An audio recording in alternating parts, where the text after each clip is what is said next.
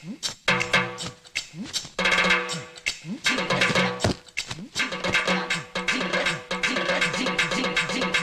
சமையல் முடிஞ்சா? முடிஞ்சிருச்சுட்டா. என்ன மூஞ்சி இப்படி என்ன வந்துட்டு இருக்கு? என்னது தேச்சா? இல்லத்தா, கிச்சன்ல ரொம்ப சூடா இருக்குல, அதான் சமைச்சு ஃபுல்லா வந்து எண்ணெயா வலிஞ்சிட்டு போலத்தா. என்னது சமைச்சு எங்க வந்துருச்சா? என்ன மூஞ்சில இப்படி? அது என்னமோ சமைச்சு மூஞ்சி எல்லாம் எண்ணெயா வந்துருச்சாம்பா. மூஞ்சி என்ன வந்துருக்கா? சரி ஒரு ப்ராடக்ட் தரேன், அதை யூஸ் பண்ணு, அப்பலாம் வராது.